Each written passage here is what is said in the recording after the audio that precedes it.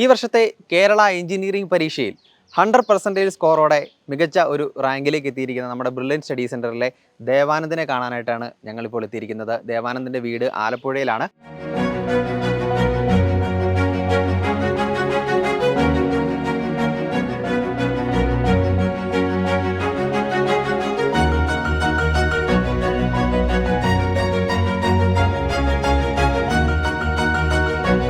അപ്പോൾ ദേവാനന്ദ്, അഭിനന്ദനങ്ങൾ ആദ്യം തന്നെ. യെസ്, അപ്പോൾ കീമിന് 100% സ്കോർ ഉണ്ട്, ജെ അഡ്വാൻസിനും ജെ മെയിനും നല്ലൊരു റാങ്ക് ഉണ്ട്. അപ്പോൾ എങ്ങനെയുണ്ടായിരുന്നു ബ്രില്യൻറ്റിനൊപ്പമുള്ള ജേണി? എക്സ്പെക്ട് ചെയ്തിരുന്നോ പഠിക്കുന്ന ഒരു സമയത്ത് ഇത്ര നല്ലൊരു വിജയം? ഞാൻ 9th ബ്രില്യന്റിൽ ചേർന്നത്. അപ്പൊ വലിയ ഇങ്ങനെ എക്സ്പെക്ടേഷൻ കാര്യങ്ങളൊന്നും ഇല്ലായിരുന്നു. എഞ്ചിനീയറിംഗിൽ പോകണമെന്നും ഇല്ലായിരുന്നു.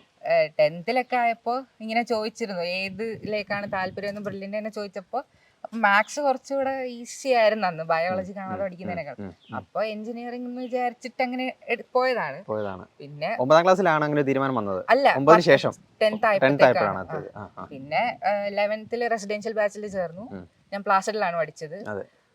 അപ്പോ കുഴപ്പമില്ലാതെ പഠിക്കുമായിരുന്നു. പിന്നെ നല്ല റാങ്ക് കിട്ടി. അപ്പോൾ ഈ +1 +2 പഠനത്തോടൊപ്പമായിരുന്നില്ലേ എൻട്രൻസിന്റെ ഒരു കോച്ചിങ് കൂടെ? അപ്പോൾ അതെങ്ങനെ രണ്ടും കൂടി ഒന്നിച്ച് കൊണ്ടുപോകാൻ സാധിച്ചത്? ഫിസിക്സ്, കെമിസ്ട്രി, മാത്സ് ആണല്ലോ നമ്മുടെ എഞ്ചിനീയറിംഗ്. അപ്പൊ അത് മൂന്നും സ്കൂളിലും ഇതും വലിയ കുഴപ്പമൊന്നും ഉണ്ടായിരുന്നില്ല. പക്ഷേ എങ്കിലും എൻട്രൻസിനുള്ള ഒരു മോഡ് ഓഫ് സ്റ്റഡി എന്ന് പറയുന്നത് ഒരു വേറെ രീതിയിലാണല്ലോ. അതായത് കുറച്ചുകൂടെ ഒബ്ജക്റ്റീവ് ടൈപ്പ് എങ്ങനെയാണ്, കുറച്ച് ഡീപ്പായിട്ടൊക്കെ ഓരോ കോൺസെപ്റ്റ് നിങ്ങൾക്ക് മനസ്സിലാക്കേണ്ടി വരുമല്ലോ. മറ്റേന്ന് പറയുന്ന ഒരു സബ്ജക്റ്റീവ് ടൈപ്പ് ഡിസ്ക്രിപ്റ്റീവ് ആയിട്ടുള്ള ആൻസറുകളൊക്കെ ആയിരിക്കുമല്ലോ എഴുതേണ്ടി വരുന്നത്. അപ്പോൾ അത് രണ്ടും എങ്ങനെയായിരുന്നു മാനേജ് ചെയ്യാൻ പറ്റിയത്? നമ്മൾ കോൺസെപ്റ്റ് പഠിച്ചു കഴിഞ്ഞാൽ നമുക്ക് ഡിസ്ക്രിപ്റ്റീവ് ആണെങ്കിലും എന്താണെങ്കിലും ഒബ്ജക്റ്റീവ് ആണെങ്കിലും എന്താണെങ്കിലും കുഴപ്പമില്ല. കോൺസെപ്റ്റ് നന്നായിട്ട് പഠിക്കുക, അപ്പോൾ MCQ നമുക്ക് നന്നായിട്ട് ചെയ്യാൻ പറ്റും. പിന്നെ കുറച്ച് എഴുതാനായിട്ട് എക്സാമിനൊക്കെ മുന്നേ ഒന്ന് പഠിച്ചാൽ മതി, എങ്ങനെ എഴുതണം, ഡെറിവേഷൻസ് ഒക്കെ ചുമ്മാ നോക്കിയാൽ മതിയായിരുന്നു.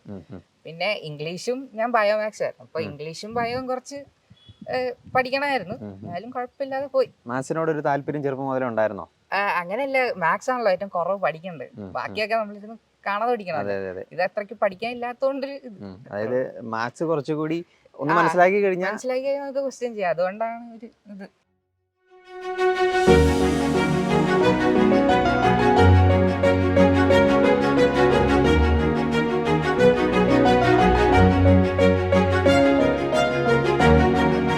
അപ്പോൾ അതുപോലെ ഇപ്പം എഞ്ചിനീയറിംഗ് പല എൻട്രൻസ് പരീക്ഷകളുണ്ട്, ജെ അഡ്വാൻസ്ഡ്, ജെ മെയിൻ, ഇതൊക്കെ ഓൺലൈൻ ആയിരുന്നല്ലോ. പക്ഷേ കീം ഇത്തവണയാണ് ഓൺലൈൻ ആക്കിയത്. അപ്പോൾ ഇത്തവണ ഓൺലൈൻ ആക്കിയതുകൊണ്ട് നിങ്ങൾക്ക് എന്തെങ്കിലും തരത്തിലുള്ള ബുദ്ധിമുട്ടുണ്ടായിരുന്നു, അല്ലെങ്കിൽ ആ ഒരു ഓൺലൈൻ മോഡിലേക്ക് പരീക്ഷ എഴുതുന്നതിന് വേണ്ടിയിട്ടുള്ള ഒരു തയ്യാറെടുപ്പുകൾ എങ്ങനെയായിരുന്നു? നമുക്ക് ജെ മെയിനും ജെ അഡ്വാൻസും ഓൾമോസ്റ്റ് എല്ലാ എഞ്ചിനീയറിംഗ് എക്സാംസും ഓൺലൈനാണ്. അപ്പോൾ ഓൺലൈനാണ് പിന്നെ കുറച്ചുകൂടെ എളുപ്പം. നമ്മൾ അല്ലെങ്കിൽ OMR കറപ്പിക്കാൻ അങ്ങനെ സമയം പോകും. പിന്നെ എങ്ങാനും നമ്മൾ ആദ്യം വിചാരിച്ച ആൻസർ നമ്മൾ മാർക്ക് ചെയ്തിട്ട് പിന്നെ നമുക്ക് മാറ്റാൻ പറ്റത്തില്ലല്ലോ OMR. ഇതാകുമ്പോൾ കുറച്ചുകൂടെ എളുപ്പം, കൺവീനിയന്റ് ആയിരുന്നു. പിന്നെ ബ്രില്യന്റിൽ നമ്മൾ ഒത്തിരി മോഡൽ എക്സാംസ് എഴുതിയിട്ടുണ്ട്. കീമിന്റെ ആണെങ്കിലും എല്ലാം ലാബിൽ ചെന്ന് എഴുതുന്നതുകൊണ്ട് അത് വലിയ ബുദ്ധിമുട്ടായിട്ട് തോന്നിയില്ല, എളുപ്പമായിരുന്നു. അപ്പോൾ മോഡൽ എക്സാംസിനെ കുറിച്ച് പറയുകയാണെങ്കിൽ ഒത്തിരി മോഡൽ എക്സാംസ് നിങ്ങൾ ജെഇമെയിൻ്റെ പാറ്റേണിൽ, ഒരു അഡ്വാൻസിൻ്റെ പാറ്റേണിൽ കീമിൻ്റെ ഒക്കെ മോഡലുകൾ എഴുതിയിട്ടുണ്ടല്ലോ. അപ്പോൾ അതൊക്കെ എഴുതിയതിൻ്റെ കണ്ടിന്യൂസ് ആയിട്ട് ചെയ്തതിൻ്റെ ഒരു എക്സ്പീരിയൻസ് അല്ലെങ്കിൽ ഒരു ഗുണം യഥാർത്ഥ എക്സാമിലോട്ട് വന്നപ്പോൾ നമ്മൾ യഥാർത്ഥ എക്സാം എഴുതുമ്പോൾ ഒരു ബ്രില്യന്റ് മോഡൽ എഴുതുന്ന പോലെ അല്ലെങ്കിൽ അതിനേക്കാളും എളുപ്പമായിട്ടാണ് തോന്നിയത്. ജെഇമെയിൻ ആണെങ്കിലും ബ്രില്യന്റ് മോഡൽസിനെക്കാളും എളുപ്പമായിട്ടാണ് തോന്നിയത്. അഡ്വാൻസ് പിന്നെ കുഴപ്പം അതിന്റെ ഒരു ഹാർഡ്നെസ് ലെവൽ കാണുമല്ലോ. അപ്പൊ ആ ഒരു ഇതിൽ പോയി. പിന്നെ കീം എനിക്ക് നല്ല എളുപ്പമായിട്ടായിരുന്നു തോന്നിയത്. ബ്രില്യന്റില് എളുപ്പമായിരുന്നു. അതുപോലെ ഞാൻ ജൂൺ 8 ആയിരുന്നല്ലേ? അത് കുറച്ച് എളുപ്പമായിരുന്നു.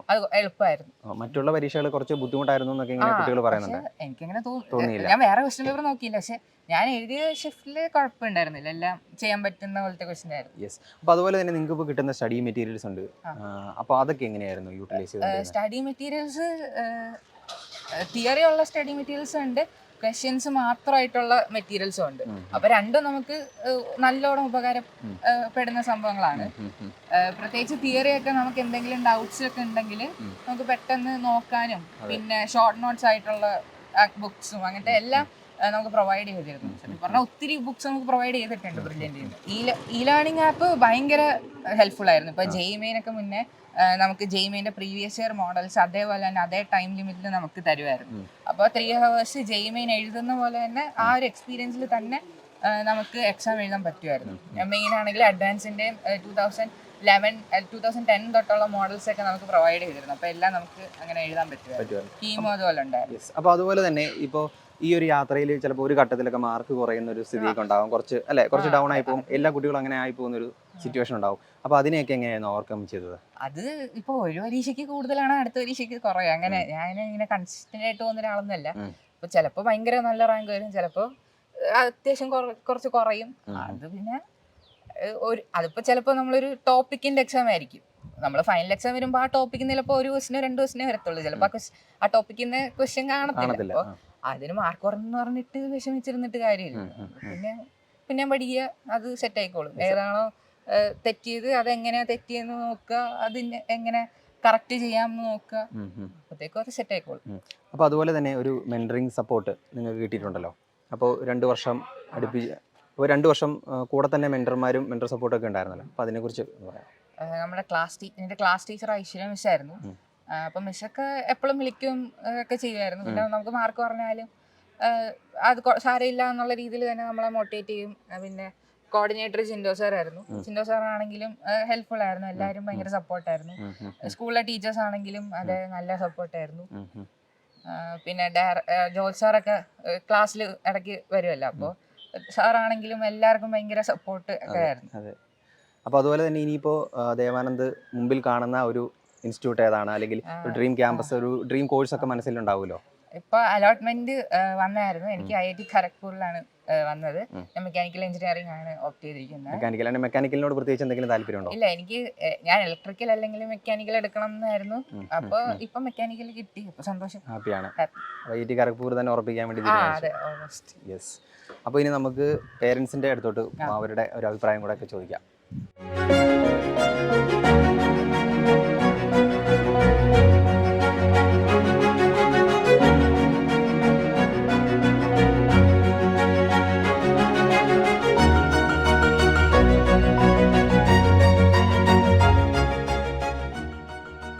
ദേവാനന്ദിന്റെ ഫാമിലി ഇപ്പോൾ നമുക്കിപ്പം ചേർന്നിട്ടുണ്ട് കേട്ടോ. അപ്പോൾ നമുക്ക് ആദ്യം അച്ഛനിൽ നിന്ന് തുടങ്ങാം.